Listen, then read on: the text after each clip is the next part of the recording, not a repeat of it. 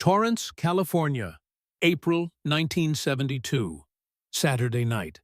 The kind of night that does not announce itself, that arrives wearing the ordinary clothes of any other Saturday, that gives no indication of what it is carrying inside it until it opens and shows you. And by then you are already in the middle of it, and the only available response is to be exactly who you are. Because the moment does not allow for anything else, does not allow for performance or calculation or the careful management of impression. It simply arrives and demands the truth of you. And the truth of Bruce Lee on this particular Saturday night in April is something that 5 men are about to discover in approximately 7 seconds, though they do not know this yet. Though nothing about the small Chinese man eating a burger at the counter of a small restaurant in Torrance gives them any indication that the next 7 seconds will become the story that people tell about this night for the next 50 years. The story that Chuck Norris returns to every time someone asks him who Bruce Lee actually was. Not the image and not the films, but the person. The story that begins not with the 7 seconds, but with the moment before the 7 seconds. The moment that made the 7 seconds possible. The moment when a man who had everything to lose looked at a situation that everyone else was leaving and decided to stay. And that decision is the story. And the 7 seconds are simply the evidence that the decision was real. And the evidence will be provided shortly. And it will be provided in a way that no one in the restaurant tonight will ever forget. And that some of them will spend the rest of their lives trying to describe to people who were not there, finding every time that the description falls short, because some things exceed what language can hold precisely because they happen faster than language can move.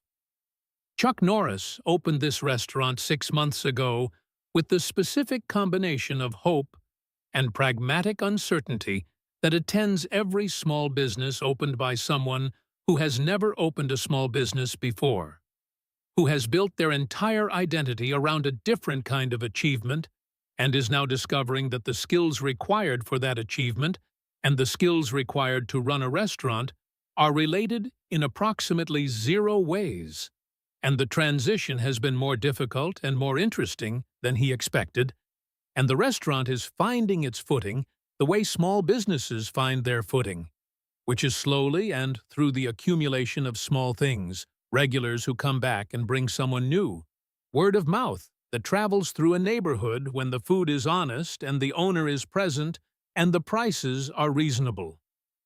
The Way of the Dragon helped. His role as Colt, the American fighter, Bruce Lee's final opponent in the Coliseum, had given him a face outside the martial arts community. People who would never attend a karate competition came to the restaurant because they had seen the film and wanted to meet the man who had fought Bruce Lee on screen. And some came once out of curiosity, and some became regulars. And the film had done for the restaurant what no tournament title could do, which was make him visible to people who had no reason to care about martial arts, but had reasons to care about the specific story of 2 men fighting at the peak of their abilities, and that visibility was translating into customers, and the customers were translating into the early foundation of something that might become what he was hoping it would become, which was something durable, something that provided for his family in ways that trophies cannot, something built rather than won.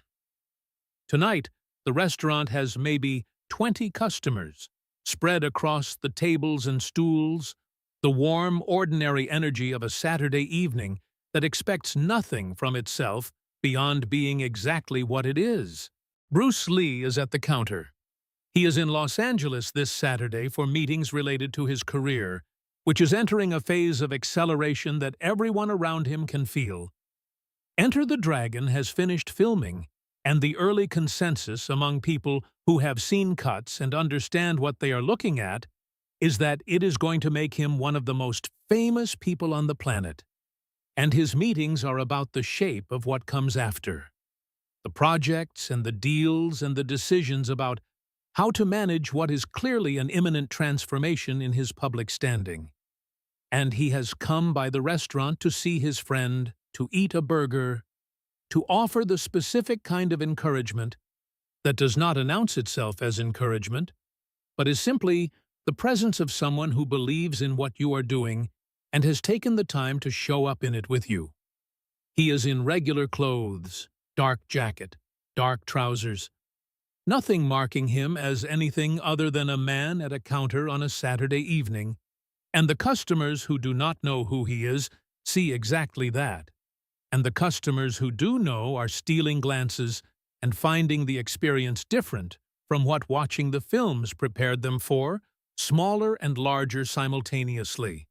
Smaller because he is simply a man eating at a counter, and larger because everything the films communicated about him is visible in the specific quality of how he occupies the space, the economy, and the awareness, the quality of someone for whom every room has already been read before the entering is finished. And he and Chuck are talking. The easy conversation of people who have known each other long enough that the conversation does not need to be about anything in particular, who have shared something real on screen and in training, and find in that shared reality a specific ease that does not require effort to maintain. And the restaurant is warm and ordinary, and entirely unaware of what the next 20 minutes are going to ask of it. Then the door opens and hits the wall behind it, with the specific sound of people who do not care about the impression they make on the people already inside. And every head in the restaurant turns not because of the volume, but because of the quality of the sound, which carries information beyond its decibels, information about the kind of people who produced it and what their presence in this space is likely to mean. And the information is not comfortable, and everyone receiving it knows immediately what kind of evening they have just been inserted into. 5 men. Leather jackets with motorcycle club patches, dirty jeans, heavy boots. All 5 large. All 5 carrying themselves with the specific ease of men who have learned that rooms reorganize themselves around certain kinds of bodies, and have come to take this reorganization as their due. And the room is reorganizing right now. Conversations stopping, customers turning in their chairs, the temperature of the evening changing in the way it changes when something enters a space that was not there before and alters what the space fundamentally is. The leader is called Bull, not a given name, but an earned one, the kind of name that is a precise description of an operating method. And he is 6'4" and somewhere around 280 pounds, the kind of mass that begins as muscle and accumulates supplementary weight over years without losing the underlying strength. And he has been running a protection operation in this territory for a decade. The model is straightforward. Businesses pay a monthly amount in exchange for not being damaged, and most businesses pay because the calculation is not complicated. The cost of compliance is lower than the cost of resistance, and the cost of resistance is not abstract. It is broken windows and broken equipment, and customers who stop coming, and businesses that die. And Chuck is new. Tonight is the introduction, the first conversation with an owner who has not yet been educated about how things work in this territory. Bull walks to the counter. His 4 men spread through the restaurant with the practiced spatial intelligence of people who have done this many times before, taking positions near exits and near tables, and covering the angles of movement in the specific way that communicates to everyone present that the conversation at the counter is the only conversation that matters, and that their role is to witness it and absorb the lesson it provides.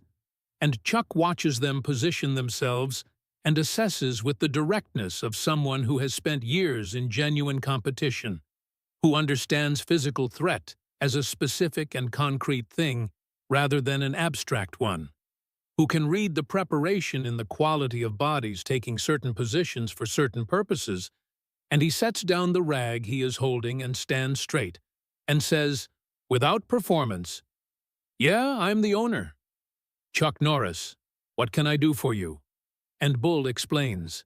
The territory, the monthly payment, the protection it purchases, the alternative, and he presents it as information rather than negotiation, as the description of existing reality rather than a proposal subject to discussion. With the flat confidence of someone who has delivered this speech hundreds of times and has never encountered a response that required him to adjust it, who speaks like a man who has never heard no in this specific context and does not expect to hear it tonight. He is about to hear it tonight. Chuck says, "I'm not paying you anything," and says it simply and completely. This is my restaurant. I worked for it, saved for it, built it. I'm not giving money to people who didn't earn it. Want money, work for it. Don't come in here threatening honest business owners. And the words land with the specific weight of something true that everyone knows is true. And Bull's face shows what it shows when people say no. A brief, confused passage into the anger of someone whose operating assumptions have just been contradicted by reality. And he turns to his men and tells them to start breaking things.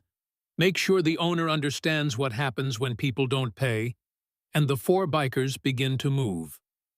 Customers scramble for the exits. This is the expected response, and Bull has counted on it for 10 years. The rational self-preservation of people who understand that involvement carries costs no one is obligated to absorb on behalf of a stranger's dispute. And the restaurant is emptying with the urgent quality of a space whose occupants have decided that being elsewhere is immediately preferable to being here. And this is exactly what Bull's operation runs on, this collective withdrawal, this rational decision that discretion is the correct response to his presence, and it has worked without exception for a decade. And it is working now, and the restaurant is emptying. And then Bruce Lee stands up from the counter. He does not scramble. He does not move toward the exit. He stands with the specific, unhurried quality that characterizes everything he does, and he watches the bikers positioning themselves and reads the situation the way he reads everything, bodies and intent, and the gap between where things are and where they are going. And then he says, in a voice that is not loud and not theatrical, but that carries through the restaurant with the authority of a voice that does not require volume to communicate seriousness, "Stop." One word, and everyone stops. And everyone looks at him. Not because of the volume, because of something in the quality of the word itself, something in the specific information carried by the person saying it. And Bull turns with genuine confusion and looks at this small Chinese man in regular clothes at the counter, looking entirely ordinary to anyone who does not know what they are looking at. And he says, "Who are you?" "You're some customer, some Chinese guy eating burgers. Sit down, shut up, mind your business, or you get hurt too." Easy choice, smart choice, and Bruce Lee does not sit down. He says, "This is my business. Chuck is my friend. You're threatening my friend. That makes it my business. That makes me someone you need to deal with. So I'm telling you, leave now. Walk out. Don't come back. Don't threaten. Don't extort. Don't destroy. Just leave. That's the only option that ends well for you." And the bikers laugh, and Bull laughs loudest. This is genuinely funny to them. This small man issuing instructions, positioning himself as a threat between Bull's operation and its evening's work. The absurdity of it, and the laughter carries through the restaurant with the specific quality of people who have not yet received the information that would make the laughter unavailable to them. And Chuck comes around the counter and moves to Bruce's side and says, "Bruce, don't let them trash the place. I'll rebuild. Not worth getting hurt. Not worth fighting. 5 of them. Please, sit down. Let this happen, and we'll deal with it properly afterward." And Bruce shakes his head and says, "No, this is exactly when we fight. When bullies think they can destroy what good people build. When criminals think honest people will just surrender. That's when you stand. That's when you show them. Not everyone is afraid. Not everyone complies. Not everyone surrenders their dignity. This ends here, and Bull's patience expires, and he says, "Last chance, sit down, shut up. Let us do what we came to do, or you get hurt, hospital hurt. We're not joking. You're making a very bad choice." And Bruce steps forward toward Bull, toward all five of them, not away from the situation, but into it, deeper into it. And he says, "I've told you to leave. You didn't. Now you deal with the consequences. Now you learn that threatening people has costs, and the 7 seconds begin."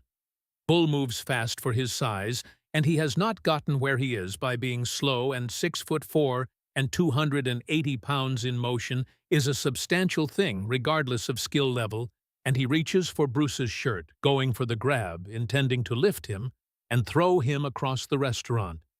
The visual argument that settles matters without requiring elaboration. And Bruce's hand is already moving when Bull reaches, intercepting the wrist with a Wing Chun trap. Specific grip, specific angle, specific pressure, at the precise point that makes the strength pulling against it irrelevant, converting the mass and the momentum into something that works against Bull rather than for him. And Bull's size does not help him here. It gives Bruce more leverage to work with, and Bull tries to pull back, and cannot. And Bruce's other hand comes forward, a palm strike to the solar plexus, measured and placed with precision, targeted at the anatomical location most efficiently disrupted by concentrated force, not the maximum he could generate but enough. And Bull's breath leaves him completely. His diaphragm locks, his eyes widen, and he stands there, unable to breathe, unable to move, held by a man who weighs less than 60% of what he weighs. And 3 seconds have elapsed from Bull's reach to his current condition, and the 4 remaining bikers are already moving.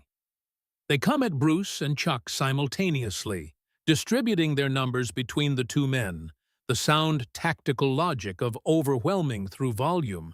And Chuck takes 2 of them, and he is a world karate champion with thousands of hours of competitive preparation, and he moves with the specific efficiency of someone who has spent that time developing precise techniques for generating maximum effect with minimum waste. And the first biker comes in with his size and his momentum, and Chuck's foot catches his knee.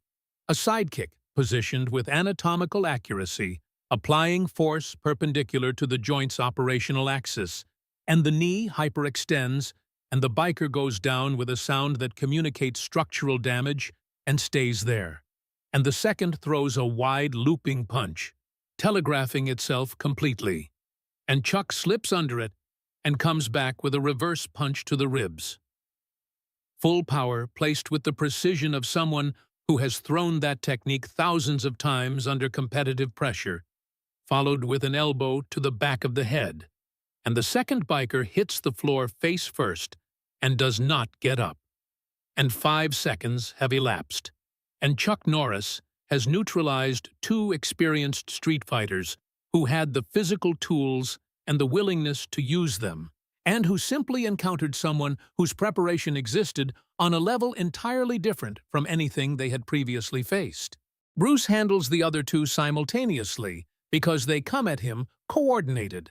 2 angles designed to limit a single target's ability to address both at once. Sound tactics against most opponents, and Bruce Lee is not most opponents.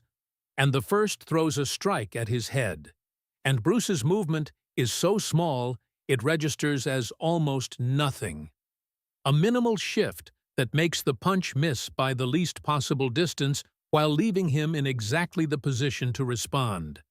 And his hand comes forward and strikes the throat with the specific light precision of someone who has selected the exact force required for the exact result, not more, not less.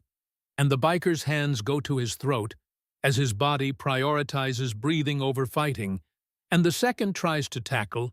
The correct instinct, take Bruce to the ground where the mass differential becomes decisive, and he commits forward with his full weight.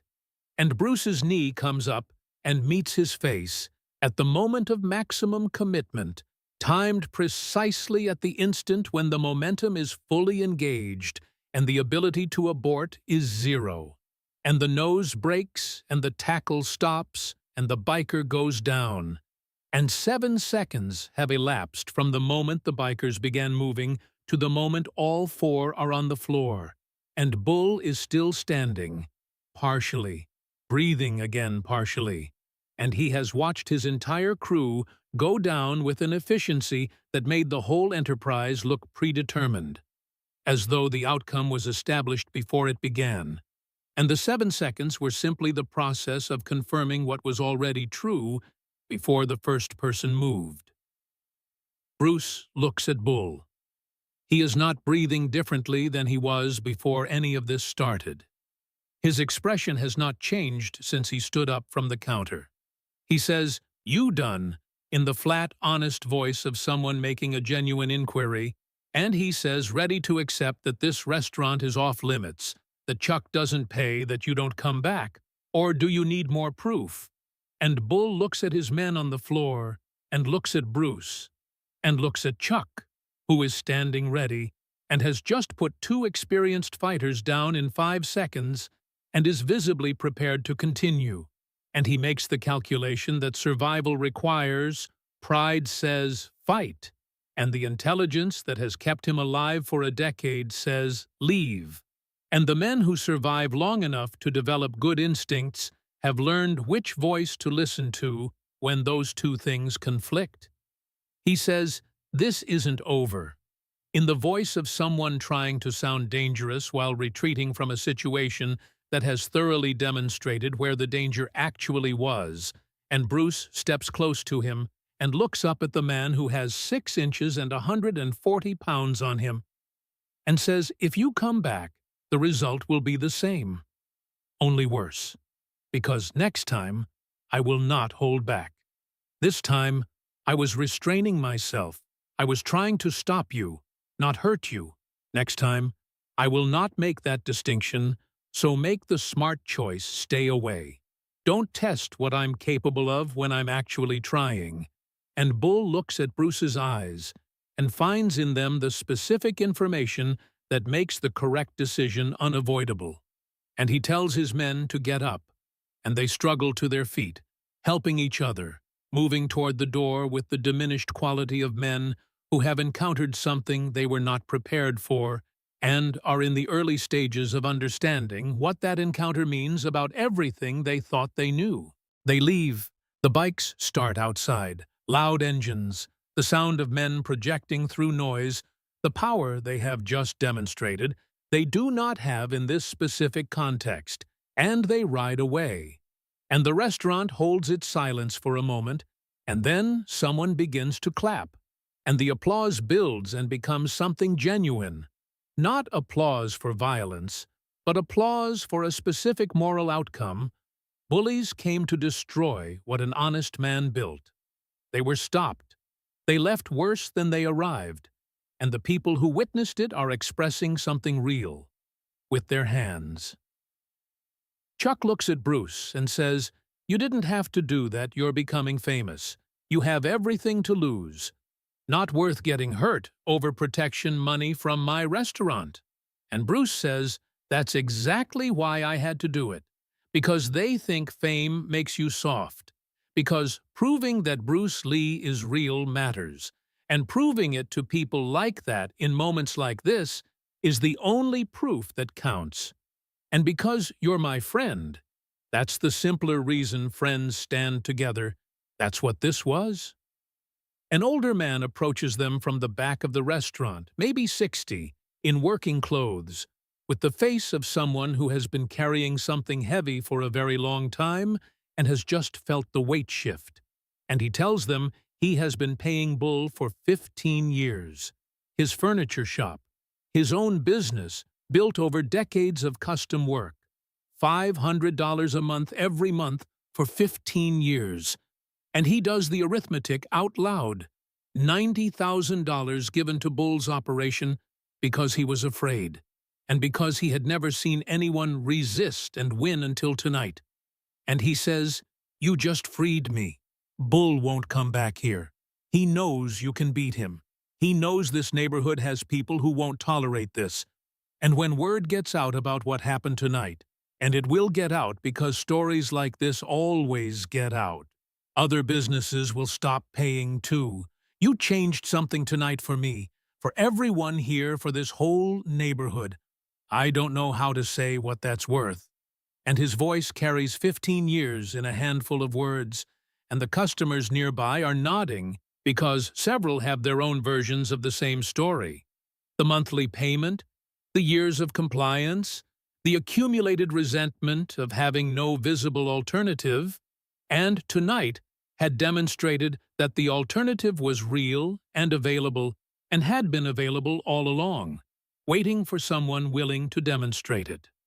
Word moved through the neighborhood the following day as Chuck had expected, and the furniture maker had predicted.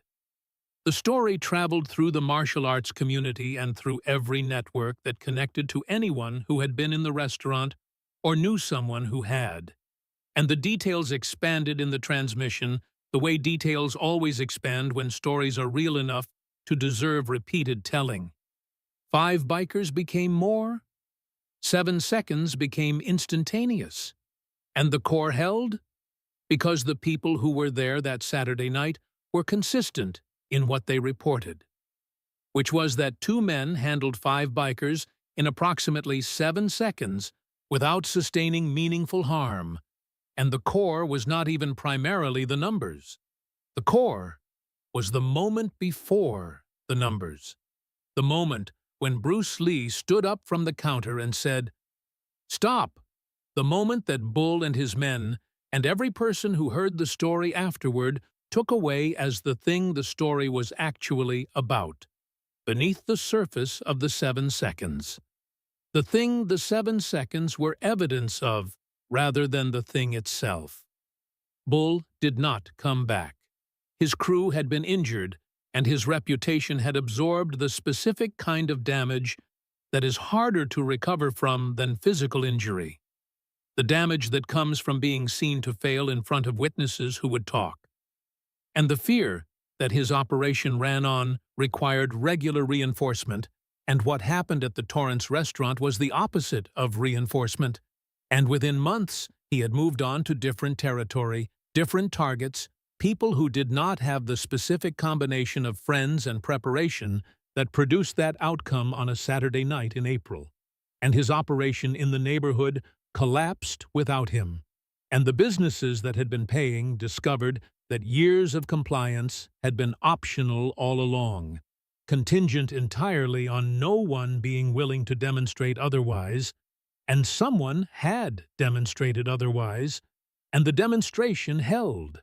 And the neighborhood changed incrementally, in the way neighborhoods change when the specific force shaping them is removed, slowly and without announcement. Businesses that had been afraid finding that the thing they had been afraid of was gone, and that its absence changed what was possible. Chuck's restaurant flourished. Not immediately, but with a momentum that April contributed to in ways that were real, if difficult to precisely quantify.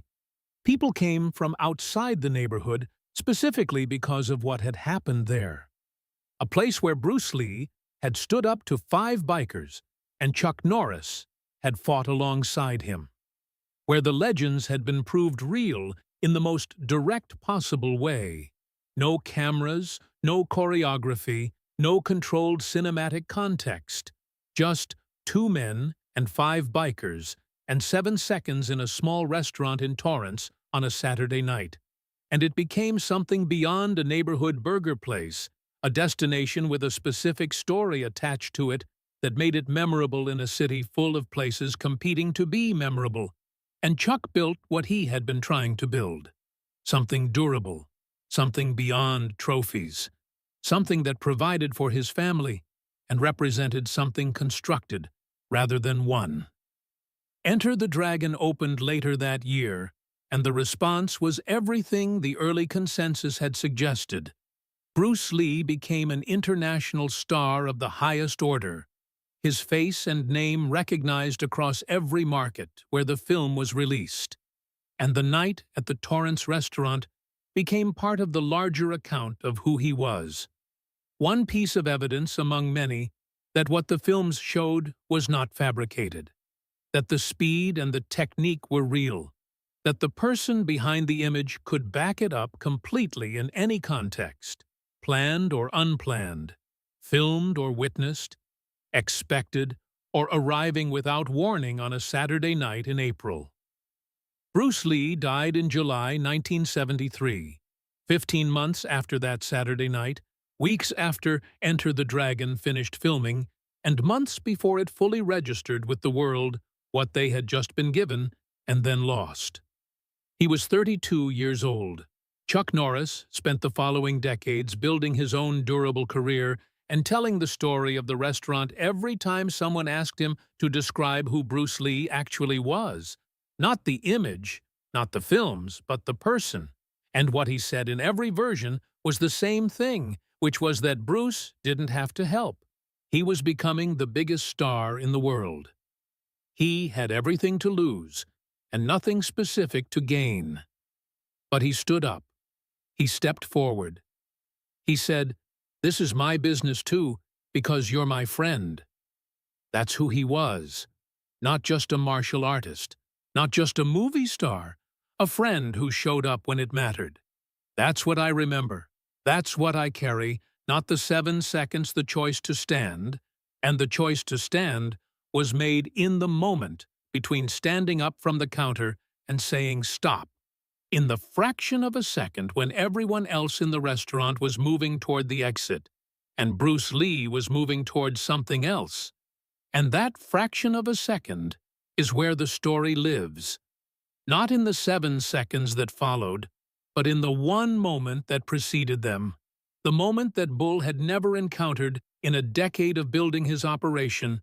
The moment his entire operation was contingent on never producing, which was simply a person who made a different calculation than the one the situation was designed to produce, who decided that friendship and principle required something that the arithmetic of self-interest said was unnecessary, who stood up and said, "Stop," and demonstrated in the 7 seconds that followed that he meant it completely and had always meant it and would always mean it.